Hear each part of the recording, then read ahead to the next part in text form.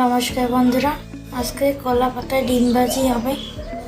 ডিমটা সিদ্ধ করে ছালিয়ে কেটে রেখেছি, আর এদিকে পেঁয়াজ রসুন কুচিয়ে রেখেছি। এখন এগুলো মাখিয়ে নিয়ে পাতায় দিতে হবে। প্রথমে তেল দিয়েছি, এবার হলুদ দিয়ে দিতে হবে,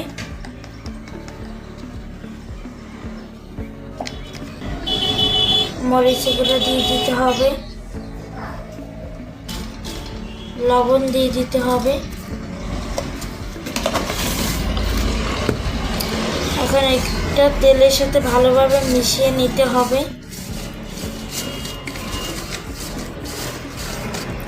এখন একটা একটা করে ডিম মাখিয়ে নিতে হবে এভাবে।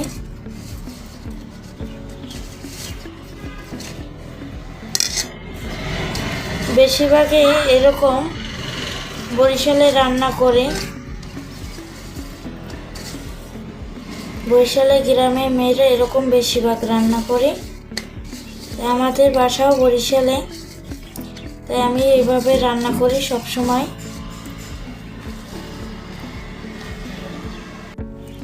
এখানে পেঁয়াজ রসুনের সাথে হলুদ মরিচ লবণ সরিষার তেল দিয়ে এটা মাখিয়ে নেব। কলা পাতায় তেল দিয়ে দিতে হবে।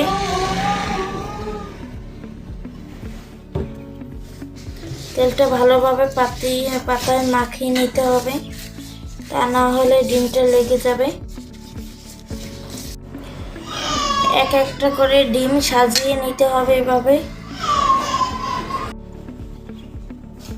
সাজিয়ে নিয়েছি, এখন পেঁয়াজটা উপর থেকে দিয়ে দিতে হবে এরকম।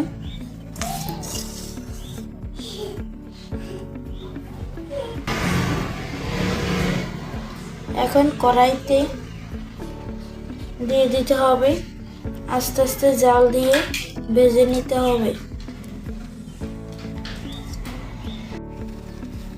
ডিমটা ভাজি হয়েছে, এবার এটা ফিরিয়ে দিতে হবে।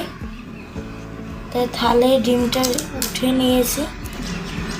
এখন আরেকটা কলা পাতা উপর থেকে দিয়ে এটা বুট করে এভাবে ডিমটা ফিরিয়ে দিতে হবে।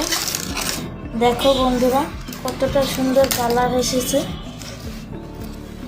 এখন এটা আবার কড়াইতে দিয়ে দিতে হবে।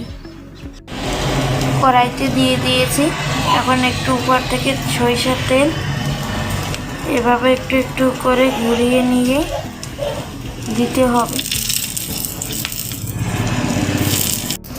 চুলাটা স্লো করে দিয়ে কলা পাতাকে এদিক ওদিক ঘুরিয়ে চতুর্দিকে সমানভাবে ভেজে নিতে হবে।